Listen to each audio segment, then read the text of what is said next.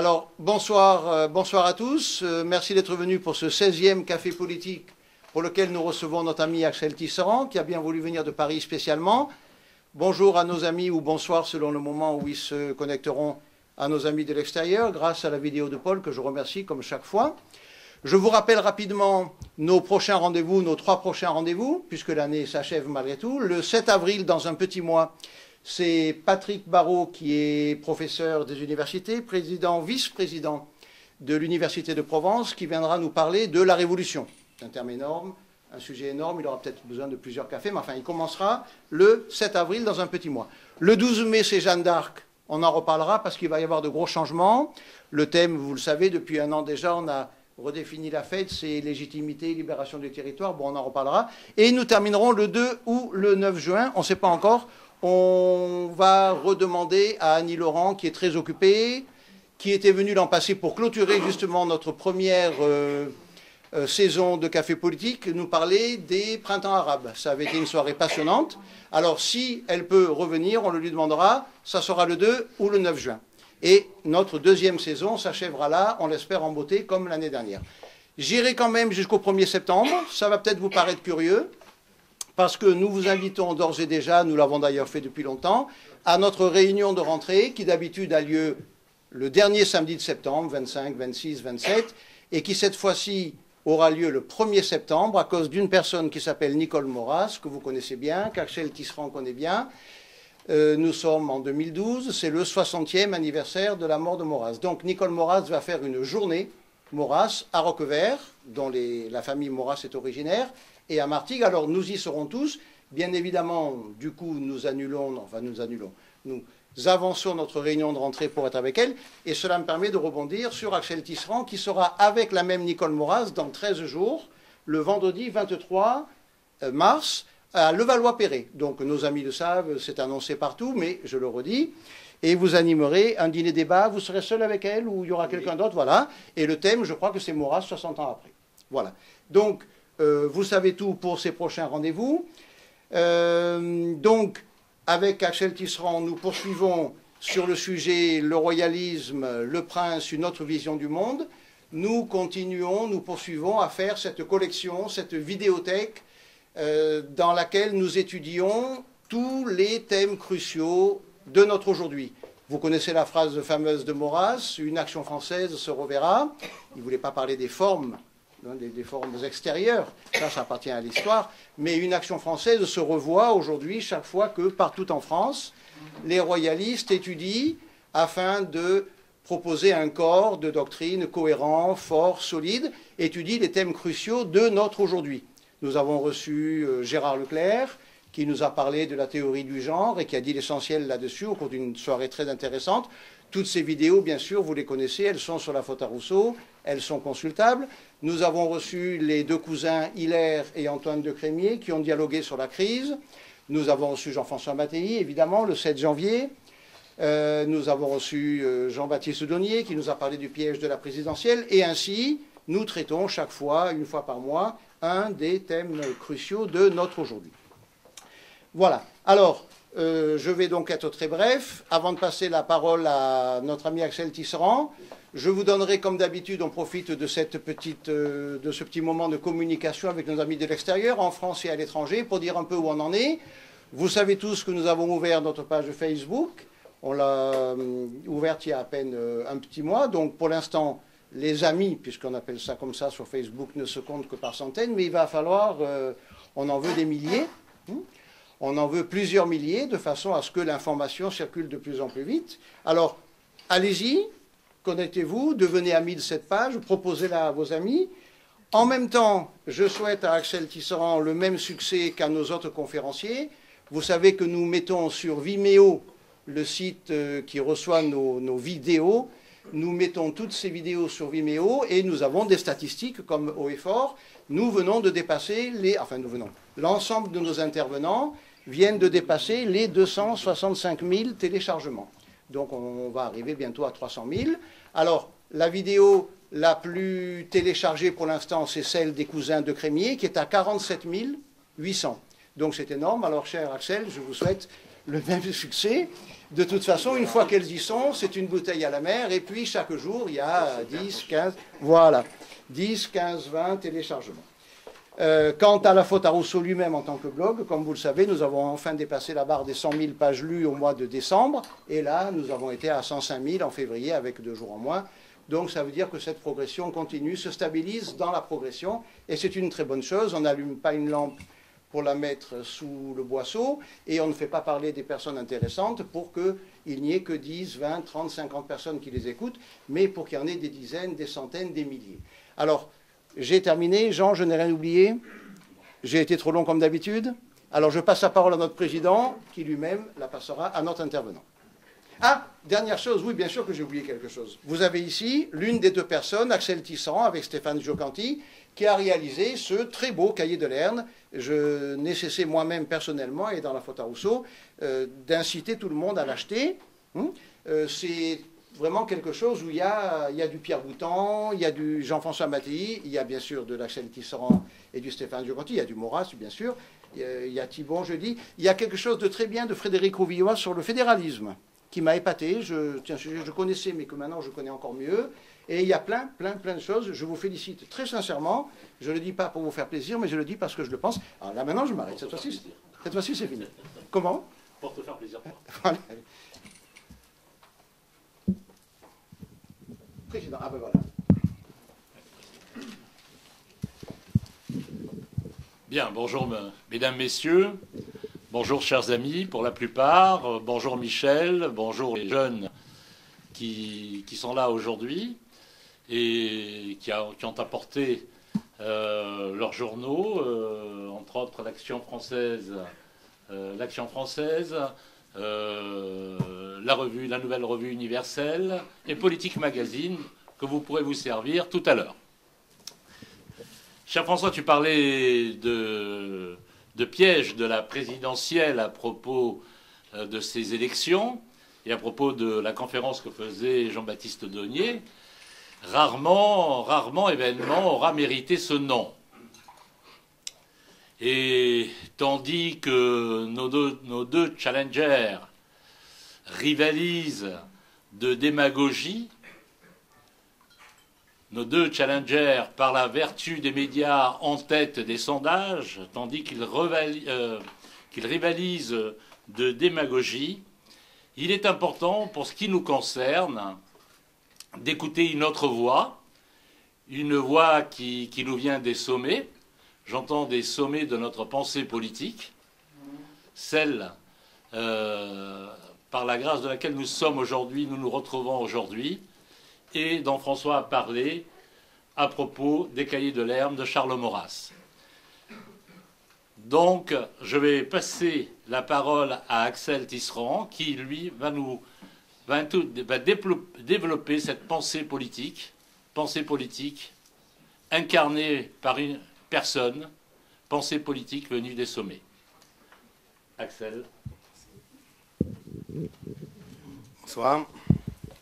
Alors, le royalisme, le prince, une autre vision du monde, c'est donc le sujet qui m'a été donné à traiter, et finalement c'est un sujet redoutable, sous une apparente simplicité ou une apparente évidence. Comment, en effet, est-ce que le royalisme, c'est-à-dire ceux qui en appellent au prince, n'impliquerait-il pas une autre vision du monde? La réponse semble immédiate. Oui, les royalistes, ceux qui en appellent au prince, en appellent effectivement au prince comme à celui qui peut sauver. Sauf qui peut, disait Boutan. Il renversait l'expression, sauf qui peut est habitué d'une expression de panique. Boutan disait, sauf celui qui peut sauver, à savoir le prince. Et qu'est-ce que le prince peut sauver? C'est pas simplement la paix civile, mais c'est également avec la paix civile. Ce qui va avec la paix civile, c'est une certaine vision de la société, voire une certaine vision du monde. Donc les royalistes auraient bien une vision du monde qui leur serait propre, et par contre-coup, si elle leur est propre, c'est qu'elle est différente d'une autre vision du monde. Eh bien, on va opposer le bleu et le blanc, elle serait différente, par exemple, de la vision du monde qu'ont les républicains. Alors, y en a-t-il des signes de cette vision du monde qu'auraient les royalistes? Bien déjà, il y en a des signes dans le regard que les républicains portent sur nous. Et la façon dont les médias officiels, ceux du système, ceux de la République, présentent les royalistes en est le signe. Peut-être avez-vous vu récemment sur France 2 une émission sur les royalistes. une émission quelque peu caricaturale, mais il faut se méfier du mot, parce que qu'est-ce qu'une caricature? Une caricature, c'est un portrait par définition ressemblant, puisque une caricature ne fait que forcer certains traits. Et il est vrai que cette émission de France 2 avait un côté caricatural, car elle forçait des traits existants des royalistes. Mais elle était aussi volontairement incomplète. Et pourquoi? Parce qu'elle était avant tout apolitique. C'est-à-dire qu'elle avait oublié ce qui est fait l'essentiel pour les royalistes, c'était une démarche politique, et c'est également une personne, une démarche politique qui s'incarne dans une personne, à savoir dans le prince, qui est fondamental évidemment. Alors qu'est-ce que nous présentait cette émission? Une grande famille légitimiste, entre guillemets, tout à fait honorable évidemment, un prince estimable, mais qui n'est pas dynasте puisqu'il était espagnol, puisqu'il est espagnol, un parti royaliste, qui est un peu une contradiction dans les termes, un parti royaliste quelque peu squelettique, avec un représentant qui était fort sympathique, mais qui lui aussi avait un aspect caricatural. Alors en contrepoint, dans cette émission, qui a duré environ une demi-heure, vous aviez 2-3 minutes sur quelques militants de l'Action française, lors du défilé de Jeanne d'Arc à Paris, une séquence sympathique, avec un entretien de famille, un jeune militant, un jeune père de famille raisonnable, intelligent, qui donnait sens à son engagement.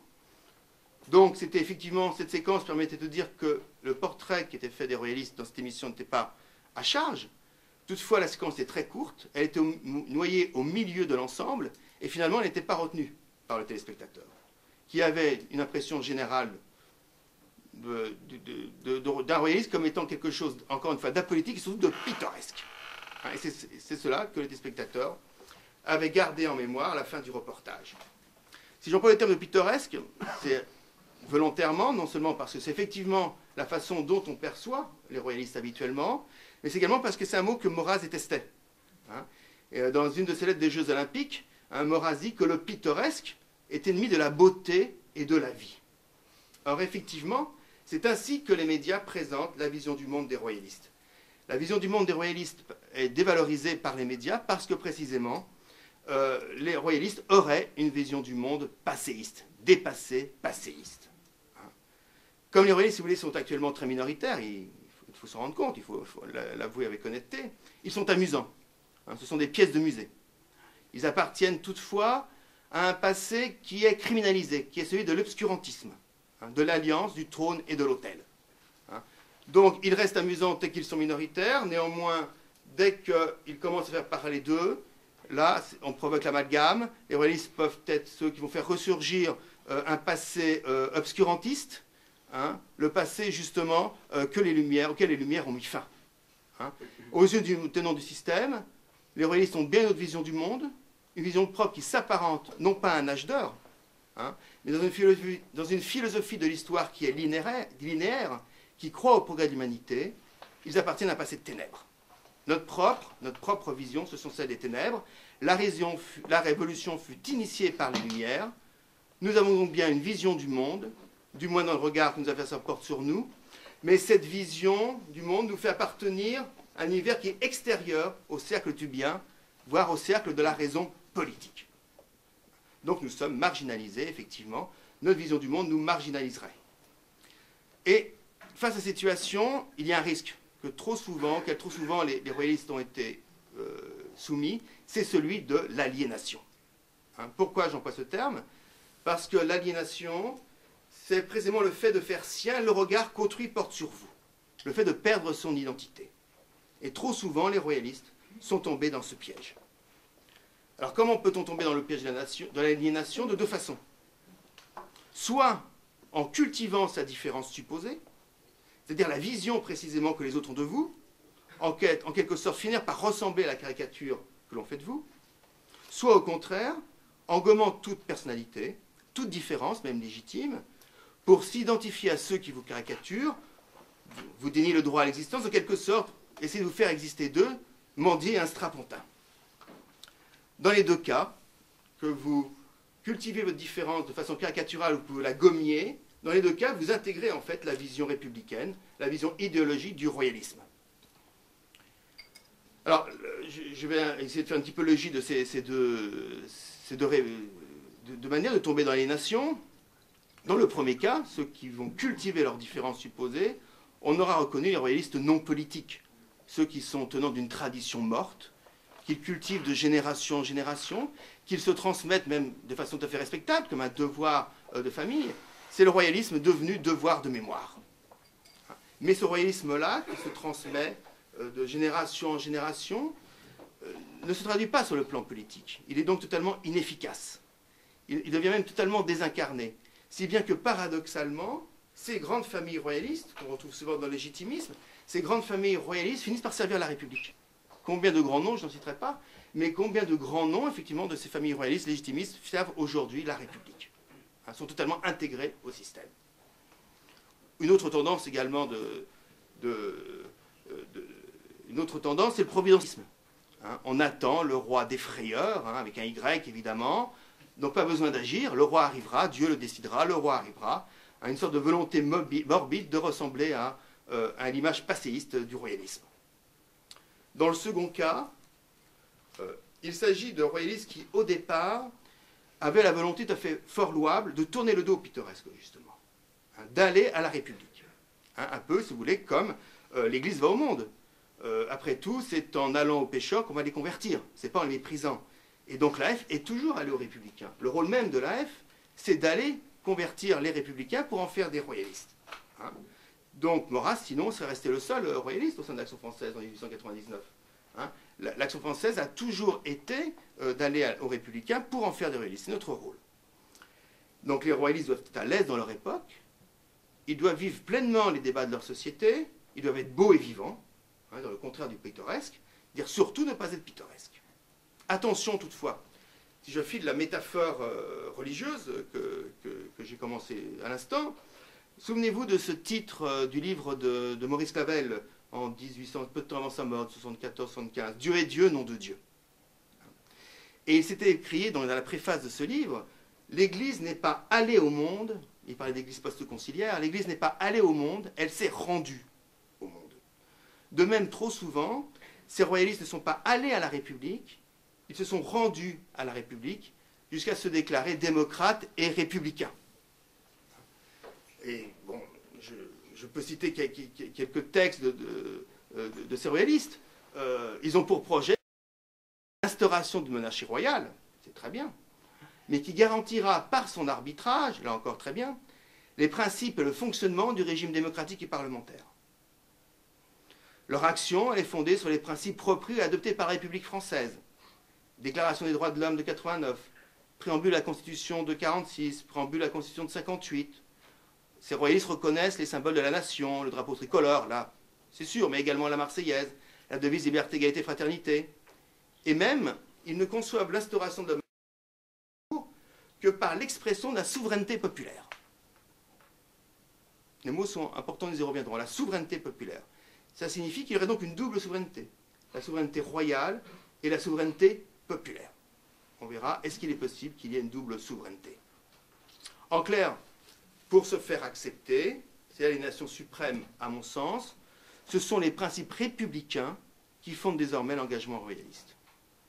C'est-à-dire que ces royalistes-là vont encore plus loin que les monarchiens de 1789 à 1791, ces monarchistes libéraux, ces royalistes libéraux, qui avaient accepté la Révolution, qui voulaient faire de la monarchie, de l'Ancien Régime, une monarchie constitutionnelle, un peu sur le modèle britannique, mais qui néanmoins prenaient en compte la légitimité historique du royalisme. Or, pour nos royalistes modernes, contemporains, finalement, la légitimité historique devient inessentielle, puisqu'ils disent eux-mêmes que la lignée capétienne se trouve justifiée en tant qu'elle a, après la Révolution, peu à peu installé le régime parlementaire. Comme si, précisément, le projet capétien n'était pas millénaire et que le projet capétien, ce n'était pas tout simplement la construction de la France. Le fruit des rois qui en 1000 ans ont fait la France. Donc on ne peut pas réduire ainsi le royalisme au royalisme révolutionnaire et libéral de la monarchie constitutionnelle, parce qu'on arrive dans la plus grande confusion intellectuelle. D'autant que sur le plan politique, cette démarche est totalement contre-productive. Elle est contre-productive parce que, d'une part, elle s'accompagne d'adoption sans distance du système, sans voir le lien idéologique qui, finalement, on le voit aujourd'hui, lie profondément la droite et la gauche libérale, qui sont semblablement, déjà libérales, mondialistes, européistes, antinationales. Et d'autre part, s'il est vrai que cette démarche permet d'attirer à soi les intellectuels du système, qui sont loin d'être tous inintéressants, effectivement, de devenir un carrefour de débats intellectuels, néanmoins, en ne cultivant plus de différences suffisantes avec la République, le projet n'est plus porteur d'un engagement. Pourquoi passer de la République à la monarchie si couronner la République consiste à instituer un roi qui aura moins de pouvoir que le président actuel? Or, on le sent, là, on est en pleine campagne électorale présidentielle, on le sent, il y a un réflexe royaliste chez les Français lors de la campagne présidentielle. L'attente des Français, bien sûr, ils vont être déçus comme à chaque fois, mais l'attente des Français a quelque chose de royaliste par rapport à l'élection présidentielle. C'est un monarque de substitution. Or, finalement, prenez une monarchie qui serait peut-être un retour à une quatrième république couronnée, hein, n'est peut-être pas effectivement ce qui correspond à un projet véritablement novateur.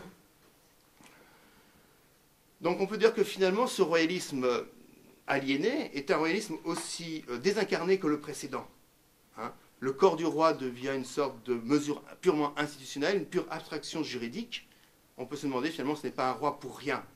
Alors qu'on sait qu'avec Boutan, le roi est une personne, une réalité effective, et que nous militons, enfin, personnellement moi je milite, je pense à la monarchie marocaine, il faut traverser aujourd'hui la Méditerranée, peut-être rencontrer toutes choses étant égales par ailleurs, mais pour rencontrer effectivement une monarchie véritablement active. Il est vrai pourtant que la monarchie strictement symbolique est devenue le type même de la monarchie européenne. Aujourd'hui en Europe, il n'y a plus véritablement de monarchie active. Une seule résiste, c'est Liechtenstein, une monarchie qui résiste effectivement. Le prince de Liechtenstein résiste, c'est toujours une monarchie active où il a véritablement du pouvoir. Le grand-duc de Luxembourg a capitulé il y a 2-3 ans sur l'euthanasie. C'était là aussi une monarchie active, puisque le roi avait des prérogatives constitutionnelles, mais malheureusement, la famille grand-ducale, enfin la dynastie grand-ducale, ne l'avait plus utilisée depuis 1918. Et ben, quand la monarchie active, quand on ne s'en sert pas, elle s'use. Et quand il a voulu réactiver à propos d'euthanasie, justement, ses prérogatives, eh bien, effectivement, il y a eu toute l'opposition du pays légal luxembourgeois, et il a fini par appliquer. Effectivement, maintenant, aujourd'hui, la monarchie luxembourgeoise n'est plus qu'une monarchie symbolique. Or, le paradoxe, c'est que ces monarchies européennes strictement symboliques, où le roi est le symbole de la nation, mais où on n'a plus de véritable pouvoir politique, on s'aperçoit que ce sont dans ces monarchies symboliques que la société libérale est la plus avancée. Que ce sont ces monarchies symboliques, sont dans ces monarchies symboliques où la coupure sociétale et anthropologique est la plus avancée. Ce sont dans ces monarchies européennes, ce sont ces monarchies européennes qui sont allées le plus loin sur le plan de l'avortement, sur le plan de l'euthanasie, sur le plan de la législation de la drogue, sur le plan du mariage homosexuel, sur le plan de l'homoparentalité. Elles sont allées plus loin que la République française. Vous preniez l'Espagne, la Belgique, les Pays-Bas, la Grande-Bretagne, sur tous ces plans-là, à des degrés divers, néanmoins, ils sont allés encore beaucoup plus loin que nous ne sommes allés aujourd'hui en France, dans la République française. La preuve en est, c'est que justement, ces questions, cette rupture anthropologique, cette coupure sociétale, est à l'ordre du jour de l'élection présidentielle française. C'est que d'un côté, vous avez Hollande, qui lui va ouvrir toutes les vannes, et de l'autre côté, Sarkozy, qui s'est découvert récemment, très récemment, défenseur des valeurs traditionnelles. Faut-il y croire, ça c'est autre chose. Hein. Mais néanmoins, ça prouve au moins que la France n'est pas aussi avancée que cela, entre guillemets, hein, dans ses valeurs sociétales. Qu'est-ce que cela signifie? Ça signifie que la monarchie en elle-même, en soi, n'est pas suffisante à établir cette vision de la société. C'est une condition nécessaire, mais n'est pas suffisante. Et l'exemple espagnol est éclairant. Hein, à ce point de vue-là, vous savez que la monarchie est revenue en 1975, après 40 ans de dictature, presque 40 ans, enfin 35 ans de dictature, et immédiatement, Juan Carlos, pour des raisons qui lui sont propres, son éducation également qu'il avait reçue, à la demande de Franco d'ailleurs, Juan Carlos a refusé d'instaurer une monarchie, ce qu'on appelle une monarchie active, c'est-à-dire une monarchie où le pouvoir est de véritable, le roi est de véritable pouvoir constitutionnel. Certes, il a joué de tout son poids moral, par exemple lors du coup d'État, et on sait comment les Cortés s'étaient couchés, physiquement d'ailleurs, un député à plat ventre, et comment effectivement le roi a parlé, finalement l'armée profondément loyale a écouté le roi, et donc ils sont entrés dans leur caserne. Hein. Mais néanmoins, il s'agit là, si vous voulez, d'une monarchie à minima, où le roi n'a plus qu'un rôle moral et où il a tout lâché, normalement sur le plan anthropologique et sur le plan sociétal. La monarchie espagnole est une des plus avancées, entre guillemets, des monarchies d'Europe. que ce soit sur le point de vue de l'avortement. Enfin, l'avortement, il va peut-être y avoir un frémissement avec le retour de la droite au pouvoir, mais sur le point de vue du mariage homosexuel, sur le point de vue du communautarisme, etc. Et de la drogue. Donc, ce n'est pas la monarchie, effectivement, que je souhaite pour mon pays, parce que pour moi, effectivement, la monarchie s'accompagne d'une certaine vision de la société, une certaine vision du monde, effectivement. Pour la simple et unique raison que la monarchie demeure, pour moi, effectivement, ce que Maurras appelait le nationalisme intégral. Le nationalisme en acte. Alors, qu'est-ce que ça signifie dire? Si nous refusons, effectivement, à la fois des immigrés de l'intérieur, ou de réduire la monarchie à une simple abstraction juridique, cela signifie que notre royalisme prend à bras-le-corps la France, dans sa réalité charnelle. Ce qui est bien le moins, après tout, pour les militants d'un régime dont la caractéristique est l'incarnation d'autorité. Tout ce qui est national est nôtre, disait le duc d'Orléans. Cette devise princière, c'est l'expression royale, l'expression princière du nationalisme intégral. Et on peut dire que finalement, si Maurras a inventé l'expression de nationalisme intégral, il n'en a pas inventé son contenu, au sens où jamais les royalistes ne se sont fait une certaine idée de la France, c'est-à-dire une conception a priori de son identité, déviant souvent d'ailleurs son dimension morale et culpabilisatrice, on le voit aujourd'hui. L'idée maurassienne de la patrie n'est pas une idée abstraite. Rappelons-nous, je suis de Martigues, je suis de Provence, je suis de France, je suis romain, je suis humain. Effectivement, Maurras n'a pas une idée abstraite, mais une idée charnelle et progressive de la nation. Et c'est d'ailleurs cette idée charnelle de la nation, ce contenu même du concept de nationalisme intégral, bien avant Maurras, nous l'avons déjà chez Charette, qui déclarait, peut-être certains d'entre vous, la plupart d'entre vous connaissent-ils cette belle phrase, ce beau discours de Charette à ses officiers, qui déclarait « Notre patrie, notre foi, notre terre, notre roi. Mais leur patrie à eux, qu'est-ce que c'est? Vous le comprenez, vous? Ils l'ont dans le cerveau, nous l'avons sous les pieds. Il est vu comme le diable, le monde qu'ils disent nouveau, et qu'ils veulent fonder dans l'absence de Dieu. On nous dit que nous sommes les suppôts des vieilles superstitions. Faut rire. Mais enfin, ces démons qui renaissent de siècle en siècle. Nous sommes une jeunesse, messieurs. Nous sommes la jeunesse de Dieu, la jeunesse de la fidélité. Et cette jeunesse veut préserver pour elle et pour ses fils la créance humaine, la liberté de l'homme intérieur. Donc, si vous voulez, effectivement, la meilleure définition de nationalisme intégral, à mon sens, se trouve chez un général vendéen, se trouve chez Charette. Oui, notre vision du monde, notre vision de la société, de la France, nous l'avons sous les pieds. On peut encore penser à ce que disait Maurras, qui disait « Il est une France idéale », disent dans leur mauvais langage les rhéteurs d'origine anglaise, allemande, helvétique, ça c'est pour Rousseau, qui préside à l'Église républicaine. Nous sommes citoyens d'une France réelle. Par la France, nous entendons une réalité plus chère et plus belle que tout, et non une idée nuageuse. Pulcherrima rerum, comme disait de sa patrie le Romain, la plus belle des choses. Nous entendons le sol et ses variétés, le sang et ses riches nuances, les traditions, les intérêts, les sentiments. Nous songeons aux maisons, aux hôtels, aux tombeaux, où dorment de saintes dépouilles. Telle est la raison pour laquelle, assez paradoxalement, on le lui a souvent reproché à tort, à contresens, Maurras parlait de la déesse France. On a cru qu'en parlant de la déesse France, il faisait de la France en absolu. C'était tout le contraire. S'il parlait de la déesse France, c'est parce qu'il refusait précisément de parler de la France comme une personne, comme le faisait Michelet, ou comme le faisait également Péguy. Parce qu'une personne a un salut à réaliser. Quand vous parlez de la France comme une personne au sens révolutionnaire, au métaphysique du terme, c'est que précisément, à la limite, vous faites de la France effectivement un absolu. Et Péguy disait, par exemple, que la France avait eu son salut à jouer dans l'affaire Dreyfus. Au contraire, quand Maurras parle de la déesse France, c'est une déesse antique, c'est une déesse qui se rapproche du héros païen, c'est-à-dire qu'il s'agit d'une déesse qui est prise dans sa tension entre l'universel et le particulier, entre le transcendant et l'humain, à l'opposé, effectivement, de toute idéalisation révolutionnaire. Donc, lorsque Maurras en parle de la déesse France, c'est qu'il refuse de parler de ce pays comme d'un absolu métaphysique. Être royaliste, c'est donc non seulement croire à la civilisation française, mais je dirais même croire simplement à l'existence de civilisation. Et la preuve en est, c'est la destruction des cultures par le mondialisme.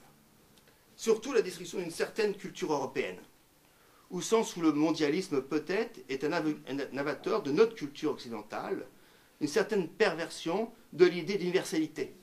De même, si vous voulez, comme un certain combat laïciste, peut-être une perversion du refus chrétien de toute théocratie. L'idéologie européenne qui identifie l'Europe et donc les frontières de l'Union à la démocratie universelle en est le signe. La question de l'identité, d'ailleurs, qui a été tellement posée sous Sarkozy, hein, il existe également des identitaires, hein, est un symptôme. C'est celui de la déliquescence de notre société, notamment face à l'intrusion de plus en plus brutale d'éléments culturels étrangers à notre tradition. Et vous savez comment aujourd'hui progresse le communautarisme en France, hein, qui arrive à une vision totalement, émiettée de notre société. Hein, totalement émiettée de notre société, où effectivement, c'est ça le véritable danger, je crois, aujourd'hui. Ce n'est pas tant l'islamisation que la communautarisation de notre société. Et c'est que des groupes communautaires s'inventent, et ces groupes, d'ailleurs, ne sont pas seulement des groupes ethniques ou religieux, mais également des groupes sociétaux, hein, différents lobbies, effectivement. Et vous savez que sur le plan juridique, d'ailleurs, ces communautés ont des avantages législatifs depuis pas mal d'années. Des lois ont été votées pour eux. Et ces lois, effectivement, ces lois liberticides, hein, effectivement, empêchent les Français de se défendre, empêchent les Français de continuer à cultiver une conception unitaire de la nation. Mais est-ce que pour avoir cette conception de la France, de la société, sans coupure sociétale, sans coupure anthropologique, est-ce qu'il faut pour autant être royaliste? Est-ce qu'il n'y a pas toujours eu des républicains patriotes ou des républicains qui partagent une conception de la société de l'homme conforme à ce qu'on appelle la loi naturelle, au droit naturel, qui refuse la coupure sociétale ou anthropologique? Je répondrai que, bien évidemment, il y a toujours eu des républicains patriotes, des républicains conservateurs, entre guillemets, mais outre que la République, de par son instabilité, fragilise tout acquis, rend incertaine toute victoire sur tous les plans, il y a une raison plus profonde qui fait que cette vision de la société est propre aux royalistes. C'est que la monarchie royale épouse, incarne la vie même de la nation. Elle incarne la tradition nationale, au sens où cette tradition est un héritage vivant qui s'enrichit à chaque génération. En ce sens, je pense que la monarchie royale est le régime naturel de la France. C'est-à-dire le régime qui permet à la France de renaître à chaque génération dans un mouvement continu. Alors pourquoi? Pourquoi la monarchie royale, à mon sens, le permet? Il faut revenir à la conception même du souverain, hein, que j'ai évoquée au début. La République et la monarchie, à mon sens, ne s'opposent pas sur la nécessité du souverain, mais sur sa nature. Comme le remarque encore Boutan, qu'est-ce que veut dire le mot souverain? Il rappelle que le mot souverain vient du latin médiéval superanus, qui signifie celui qui est au-dessus. Superanus, hein, celui qui est au-dessus, et il ajoute comme l'enfant voit les grandes personnes, et comme d'abord les terrestres imaginent le céleste. Le souverain est donc à la fois au-dessus du peuple, mais également sous le regard du peuple. Hein, il est au-dessus du peuple, et à la fois sous le regard du peuple. En clair, le roi est transcendant, il est au-dessus de ses sujets, un terme que le prince Jean assume tout à fait d'ailleurs dans son livre, et je l'en remercie. Le roi est transcendant, mais en même temps, il ne veut pas faire n'importe quoi. D'autant qu'il admet lui-même dans une monarchie chrétienne, qui a été la monarchie royale française, en tant que roi très chrétien, une transcendance. Le roi ne peut pas faire n'importe quoi. C'est pour ça que la monarchie absolue n'a jamais voulu dire monarchie despotique. Hein. Comme l'a remarqué Maurras, c'est bien plutôt la démocratie qui est absolue, au sens de despotique. Le roi, au contraire, Boutan le rappelle, est limité, la puissance souveraine est limitée par la loi de Dieu, par les lois naturelles, et par les lois fondamentales de l'État, qui étaient non écrites sous l'Ancien Régime. C'est cela qui à la fois fonde et limite la souveraineté d'une monarchie royale. Au contraire, quand la souveraineté se confond avec le peuple, ou plutôt avec l'oligarchie et les factions qui prétendent représenter le peuple, le souverain peut faire n'importe quoi. C'est pourquoi parler tout à l'heure de souveraineté populaire, au fondement de la monarchie royale, me semble une grande confusion politique et intellectuelle. Il ne peut pas y avoir une double souveraineté. Il y a soit la souveraineté populaire, c'est la démocratie, c'est la République démocratique, telle qu'elle est issue de la Révolution, ou il y a la souveraineté royale. Ça ne veut pas dire encore une fois qu'elle est despotique. Souvenons-vous que lors, par exemple, du sacre, au sacre, il y avait le consentement, l'acclamation populaire. Il y a toujours eu, même sous la monarchie royale, un consentement populaire. Mais il ne s'agissait pas de souveraineté populaire, parce qu'il ne peut pas y avoir une double souveraineté. La souveraineté est par définition unique. À partir du moment où vous avez la souveraineté populaire, et que le peuple a lui-même sa propre transcendance, alors vous avez également une idéologie démocratique qui repose sur le volontarisme. tout ce que veut le peuple est bon en soi, puisque la volonté générale est toujours droite et ne peut pas errer. Hein, la loi positive devient elle-même sa propre norme. Et de plus, si la source du pouvoir est bien dans cette volonté générale, c'est-à-dire dans l'individu citoyen qui est pensé comme vertueux et capable de se déterminer en fonction du seul intérêt national, alors il est impératif que la République, elle l'a fait tout de suite, la Révolution l'a fait tout de suite, il est impératif que la République dépouille le citoyen de toutes ses attaches sociales, de toutes ses libertés concrètes, le déracine. La démocratie telle qu'elle était issue de la Révolution française, ne se reconnaissant aucune instance supérieure, est absolue donc, parce que rien n'a limite. Elle était elle-même sa propre transcendance, et le prince Jean, dans son livre, dénonce justement, a le courage de dénoncer aujourd'hui l'orgueil des auteurs de la Déclaration des droits de l'homme, qui ont voulu faire de l'homme le seul fondement de la législation, qui ont voulu le couper de Dieu.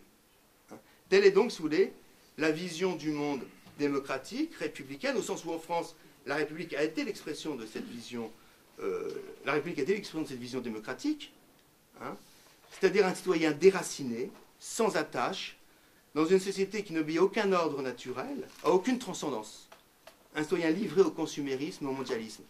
Et on peut finalement, en ce 150e anniversaire de la naissance de Barrès, nous le fêterons en septembre prochain, Barrès est né en 1862, en ce 150e anniversaire de la naissance de Barrès, on peut penser à l'actualité d'un titre comme celui des déracinés.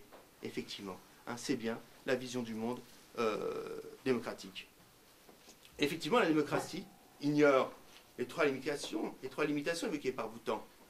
Elle ignore la loi de Dieu, elle ignore les lois naturelles, en raison de son volontarisme, et elle ignore les lois fondamentales de l'État. Ce qui peut paraître étonnant, en raison de l'existence d'un Conseil constitutionnel, mais on va voir que finalement, je vais commencer par ce troisième point, on voit que le Conseil constitutionnel sans cesse révise ses propres décisions, que finalement la Constitution et les droits constitutionnels sont à géométrie variable. Il n'y a pas de loi non écrite auxquelles on ne peut pas toucher. On le voit avec les libertés, par exemple, principalement avec les libertés, les lois mémorielles. Bon, aujourd'hui, bien sûr, une loi mémorielle a été censurée, mais toutes les lois mémorielles ne sont pas censurées et toutes les lois liberticides ne sont pas encore censurées. Donc on voit que les lois fondamentales de l'État républicain sont des lois à géométrie variable. On l'a vu également, il y a bien longtemps maintenant, avec la loi sur l'avortement. La Constitution protège la vie humaine, mais la Constitution s'arrange avec la loi positive qui a permis l'instauration, la légalisation de l'avortement. Ça, c'est pour les lois fondamentales de l'État. Les lois de Dieu.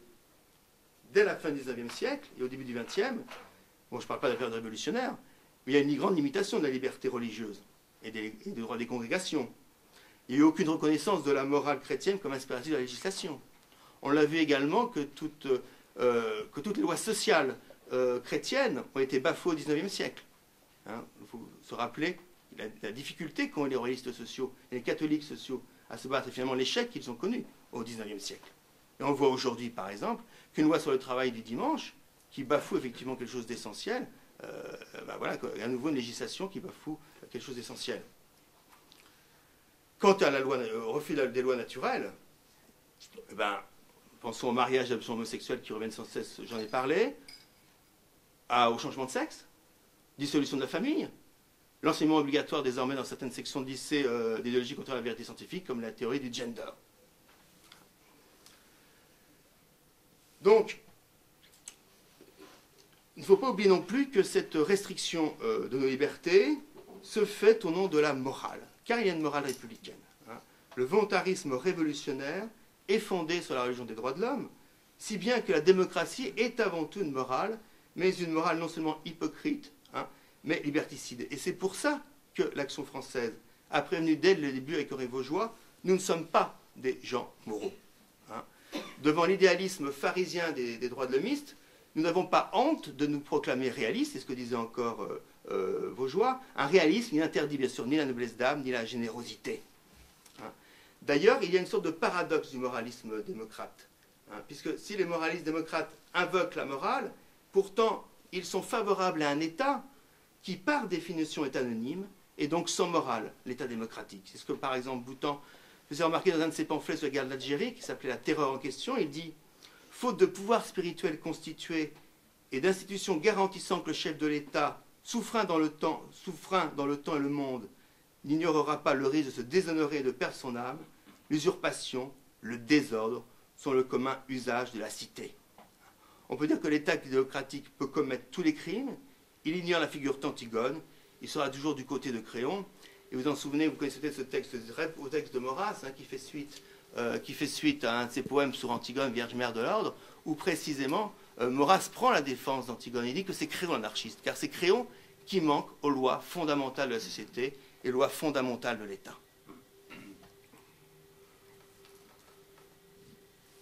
Au contraire, la monarchie royale va concilier par essence l'autorité et le respect des libertés essentielles, parce que sa légitimité repose sur le fait de protéger et d'assurer le libre fonctionnement d'une société qui lui préexiste et à laquelle elle donne d'exister comme unité politique. La monarchie royale n'a pas pour but de vouloir recréer, refonder la société, de lui imposer sa morale. La monarchie royale prend acte d'une société qui lui préexiste et elle lui permet d'exister comme unité politique, elle lui permet de s'épanouir. Parfois, bien sûr, en faisant des choix. Parfois en faisant des choix, en assurant l'intérêt général face à l'intérêt particulier, mais néanmoins, la monarchie royale est la plus grande chance de liberté donnée aux républiques locales. Comme disait Maurras, je suis beaucoup plus républicain que les démocrates, je suis 36 000 fois républicain, autant qu'il y a de communes en France. Alors qu'au contraire, nos États libéraux, non tyranniques, de cercle de légitimité. On observe aujourd'hui, par exemple, l'abandon de plus en plus grand du politique au profit d'autorités administratives nationales, d'autorités indépendantes, ou pire, au profit d'autorités administratives européennes. Le poids de la Commission européenne, de l'Union européenne, est très fort sur toutes nos législations. C'est-à-dire qu'on peut dire que finalement, l'autonomie relative de la société sous la monarchie devient impossible en démocratie. Au contraire, comme le rappelle le prince Jean dans son livre, donc dans son dialogue, la monarchie vise à garantir l'indépendance, la stabilité et l'équité du pouvoir suprême. On pourrait dire que la vision royaliste que les royalistes ont du monde, c'est une vision qui respecte les lois naturelles, parce qu'elles sont imposées à lui, hors de tout volontarisme révolutionnaire, et qui garantit l'autonomie de la société. Ce qui suppose, bien sûr, non seulement une monarchie arbitrale, donc indépendante, effectivement, indépendante de la société, indépendante des partis, des groupes de pression, mais également un régime politique qui perdure. D'où l'importance de la monarchie royale, la monarchie dynastique, de la durée. Et là, nous avons... là, ce sont les leçons des princes qui nous les donnent eux-mêmes.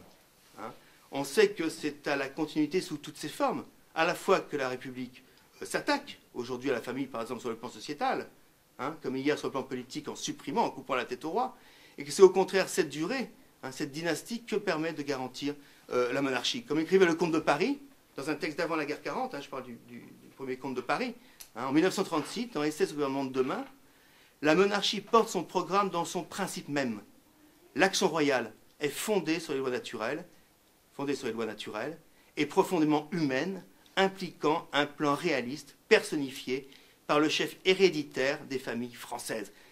Chaque famille française peut s'identifier dans sa composition, à la fois dans sa composition et dans sa durée, dans sa transmission, dans son héritage à la famille royale. Et de fait, on observe que tous les prétendants ont toujours défendu une vision de la société à la fois juste et traditionnelle. Je parle bien des prétendants. Une fois que la monarchie a été rompue. Je pense à la lettre sur les ouvriers du comte de Chambord, bien évidemment. Je pense à un livre comme Le Prolétariat du comte de Paris de 1936, ou je pense, bien sûr, au livre du prince Jean, un prince français.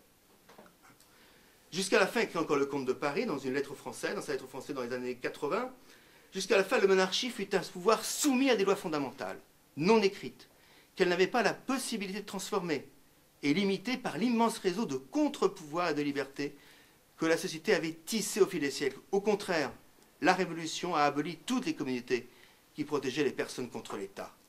Au nom de la liberté, elle démembre les provinces, abolit les corporations. L'individu est théoriquement libre, mais c'est le pouvoir qui le devient pratiquement, puisqu'il ne rencontre plus de limites. L'État peut centraliser à outrance, enserrer la société dans les mailles de sa bureaucratie. Et de fait, la République n'a jamais réussi à assurer une véritable représentation du pays réel. Nous avons une représentation du pays légal, fictif, partisane, Mais la République n'a jamais réussi à assurer une véritable représentation du pays réel. C'est pour ça que les royalistes n'ont jamais été contre un pouvoir représentatif. Au contraire, ils ont toujours voulu le démultiplier, ce pouvoir représentatif. Maurras parlait de parlements professionnels, de parlements provinciaux, de parlements communaux. Le comte de Paris lui-même parlait délégué du peuple. Le prince Jean, il fait allusion également dans son livre, Un prince français, mais le comte de Paris l'avait développé dans sa lettre aux Français.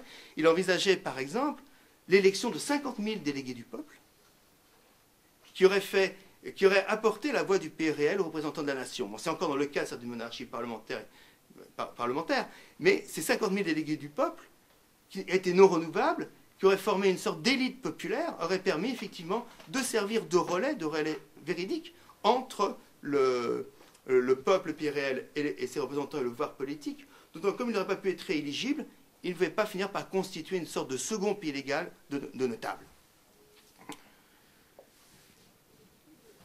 Donc cette proximité de la monarchie et du peuple est, je crois, effectivement, la caractéristique foncière de la monarchie royale. Et effectivement, ce qui, véritablement, est le trait principal de notre vision de la société. Hein. L'institution monarchique, donc le comte de Paris, est la seule forme fondée sur la vie, et non sur des doctrines abstraites, sur des idéologies désincarnées. Le prince Jean en écho continue, la République n'est pas une réalité tangible, parce qu'elle est une idée qui ne parvient pas à s'incarner. Elle n'a pas de visage. La République n'est pas concrète. Le royaume l'est. Marianne est une allégorie. Le prince est humain. Il a un corps, une voix et un visage. Je dirais même, et ça évoque ce que disait tout à l'heure Charette, qu'il a les pieds sur la terre. La monarchie, c'est un surcroît d'humanité et d'amour dans un monde qui en a éperdument besoin. L'homme, peut dire le comte de Paris, est notre première préoccupation. Je me refuse en chrétien conséquent à choisir entre l'homme et la communauté. Je choisis la personne et la communauté. Je crois que c'est la meilleure conclusion qu'on puisse faire à notre vision du monde. Merci.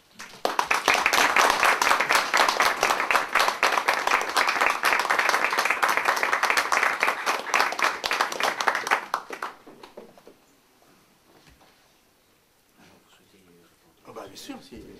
Alors, pour ce qui est des questions, comme d'habitude, on se discipline, tout le monde veut parler, tout le monde veut poser une question. Donc, vous posez une question brève, succincte, bien compréhensible, et une fois qu'elle a été posée, vous laissez parler les autres avant d'en reposer une seconde.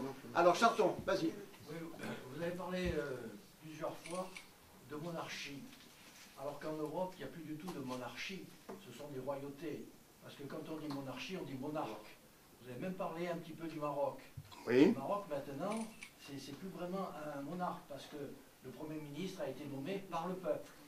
Alors, il était nommé par le roi dans la majorité élue par le peuple. oui. Ce qui n'est pas du tout la même chose. On peut dire monarchie en Jordanie, en Extrême-Orient, d'accord. Parce que quand il y a une monarchie, le peuple ne vote pas. Alors, en fin de compte, en Europe, ce sont des royautés, et non pas des monarchies. Mais la France aussi était une royauté sous l'Ancien Régime. On votait beaucoup sous l'Ancien Régime. Pardon ? On votait beaucoup sous l'Ancien Régime.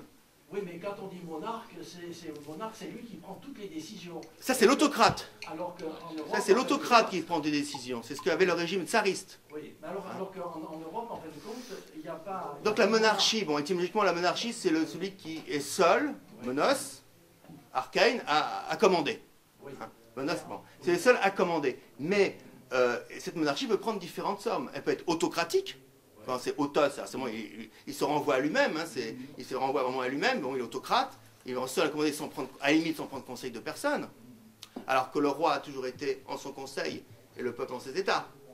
Hein. Le roi n'a jamais été pensé comme étant, la monarchie royale en France n'a jamais été pensée comme étant indépendante de toute loi et de tout rapport au peuple.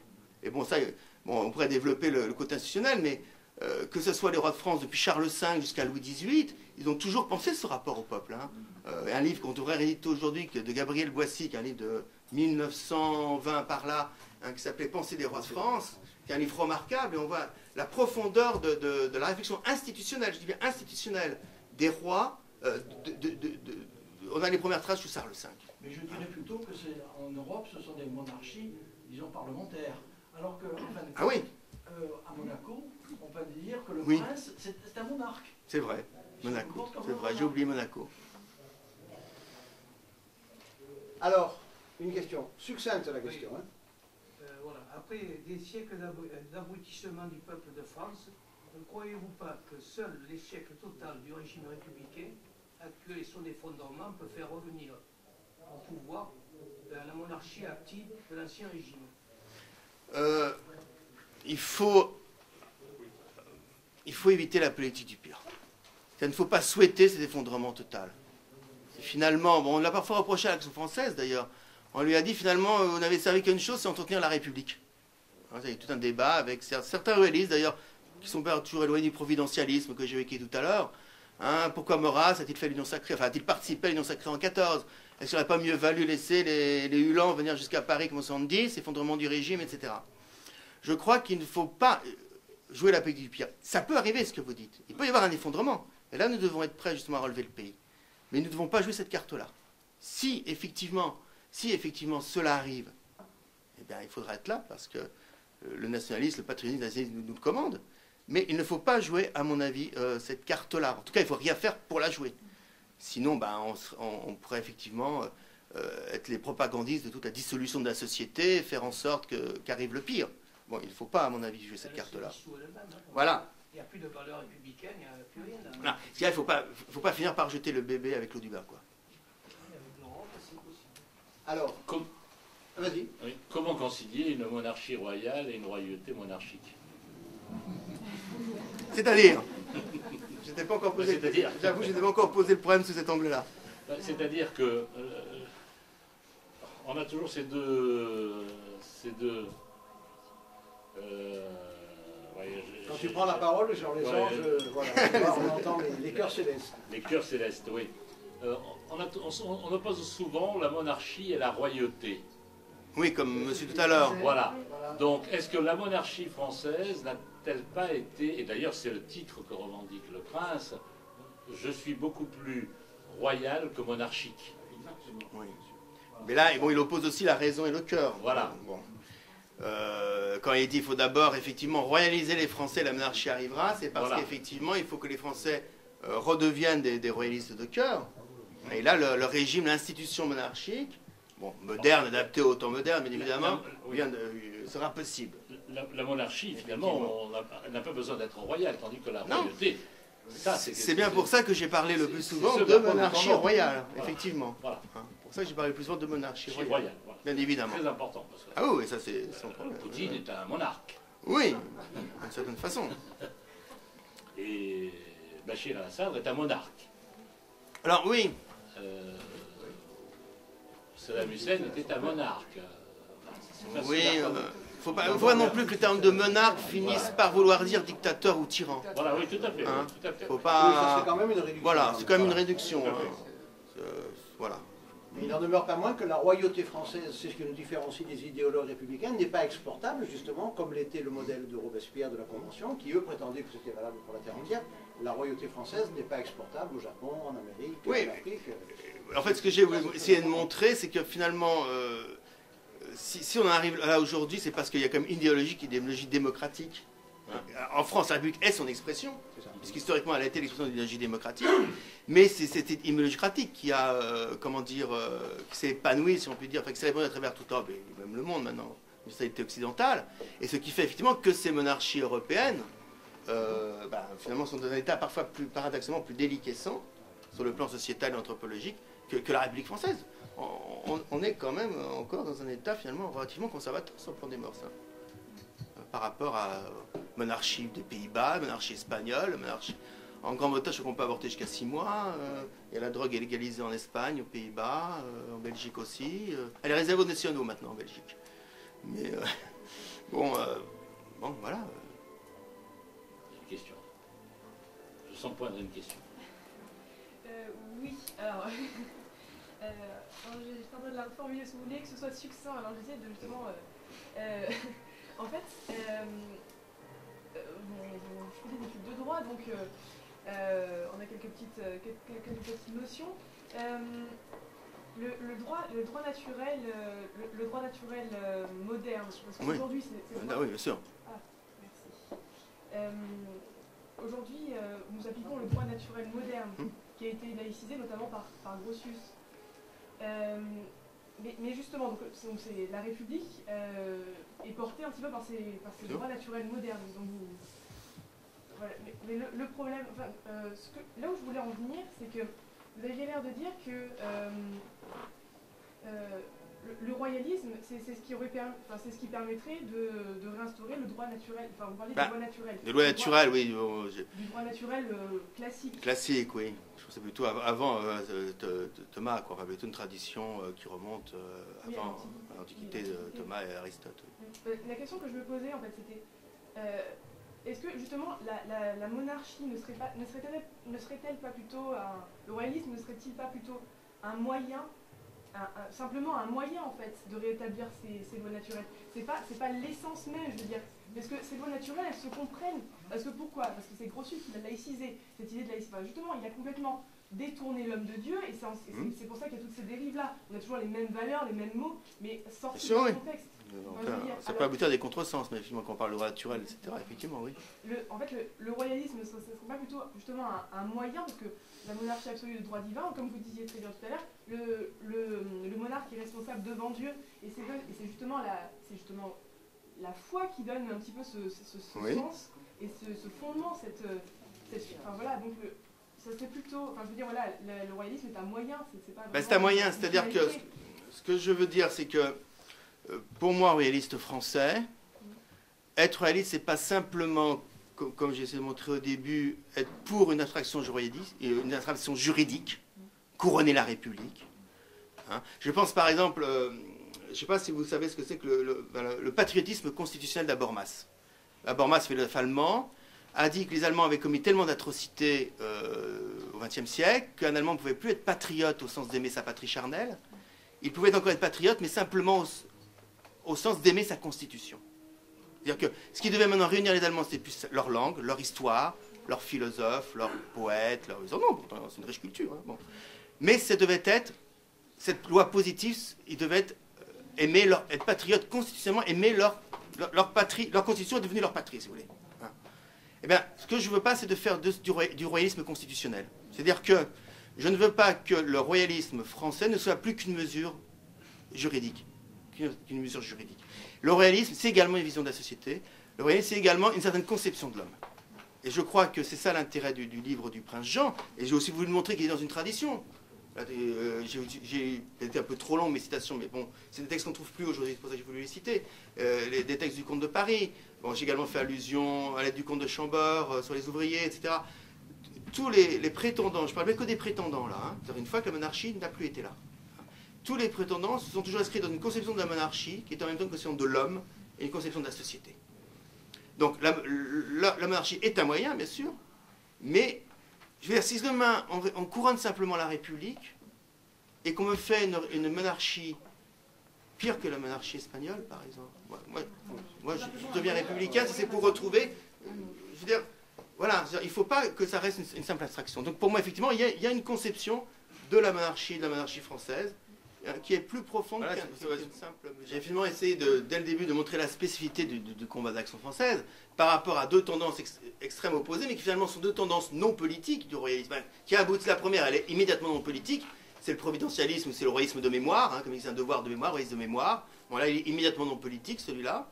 Et de l'autre, un royalisme qui s'affirme comme politique, mais qui aboutit finalement à une telle inefficacité politique, qui est le fait de réduire la monarchie, simplement vouloir accepter le système actuel, accepter la constitution actuelle, la démocratie parlementaire, vouloir même la renforcer, donc renforcer le régime des partis, du coup, et simplement couronner.